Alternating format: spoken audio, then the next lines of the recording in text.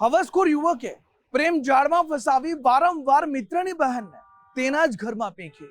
તેણે લગ્ન કરવાની લાલચ આપી એટલે યુવતી સંબંધ બાંધવા માની ગઈ, પરંતુ થોડા સમય પછી ઘટસ્ફોટ થયો કે તે નરાધમ એક બાળકનો પિતા છે, તેના તો લગ્ન થઈ ચૂક્યા છે.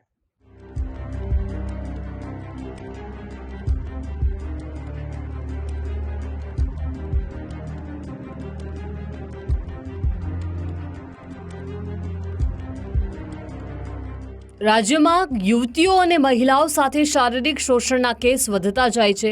મોટાભાગના બળાત્કારના કેસમાં યુવતીઓના પરિચિતો કે આસપાસના પાડોશીઓ જ અત્યાચાર ગુજારવામાં સામેલ હોય છે. મેગાસિટી અમદાવાદના સરખેજ વિસ્તારમાં પણ લગ્નની લાલચે એક યુવતી પર દુષ્કર્મ ગુજારવામાં આવ્યું.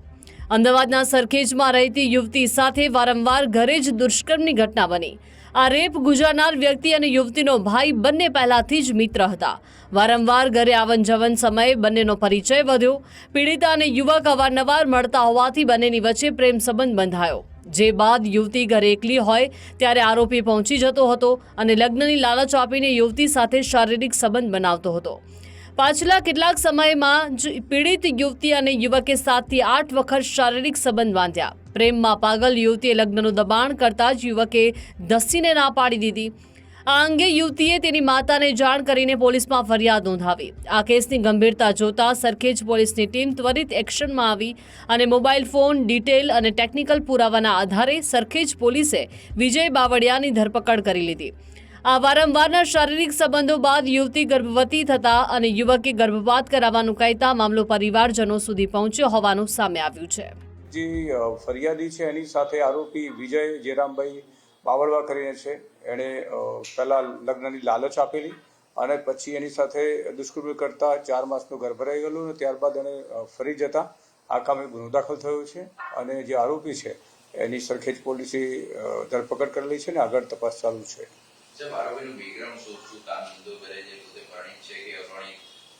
આરોપી છે એના 8 વર્ષ પહેલા લગ્ન થયેલા છે અને લગ્નથી એને એક દીકરો પણ છે. એ પોતે 4 વ્હીલર ડ્રાઇવિંગનું કામ કરે છે અને ભૂતકાળ જોતા 2017માં નરોડા પોલીસ સ્ટેશનમાં એ 302ના ગુનામાં એની અટક થયેલો અને અત્યારે જામીન પર મુક્ત છે. આ પ્રેમ સંબંધોને લઈને યુવતી ગંભીર હતી, પરંતુ 7 થી 8 વખત ઘરે જ શરીર સંબંધો બાંધ્યા. દર વખતે યુવતી લગ્નની વાત કરતા યુવક કોઈને કોઈ બહાનું બતાવીને ટાળી દેતો હતો. અમદાવાદની સરખેજ પોલીસે ધરપકડ કરાયેલો આરોપી વિજય બાવળિયા અગાઉ 2017માં નરોડામાં એક હત્યાના ગુનામાં સંડોવાયેલો હોવાનું પોલીસની પ્રાથમિક પૂછપરછમાં સામે આવ્યું છે. આ હત્યાના ગુનામાં વિજય બાવળિયા હાલમાં જામીન પર મુક્ત થયો હતો.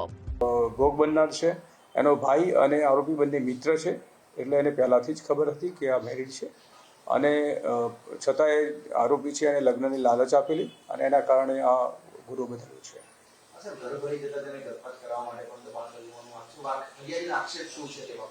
ફરિયાદીની પૂછપરછ થયા પછી તપાસ ચાલુ છે, એટલે ખરેખર આમાં તથ્ય શું છે એ તો તપાસના અંતે જ ખબર પડશે.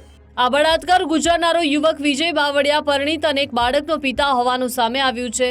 આ પીડિત યુવતીને દુષ્કર્મ ગુજારનાર યુવક પરિણીત હોવાની જાણકારી હતી કે કેમ તે મુદ્દે હાલમાં સસ્પેન્સ જોવા મળી રહ્યું છે. સરખેજ પોલીસે દુષ્કર્મી વિજય બાવળિયાને અગાઉ પ્રેમજાળમાં ફસાવીને કોઈ યુવતીને શિકાર બનાવી છે કે કેમ તે મુદ્દે પૂછપરછ દરમિયાન ખુલાસાઓ થઈ શકે છે.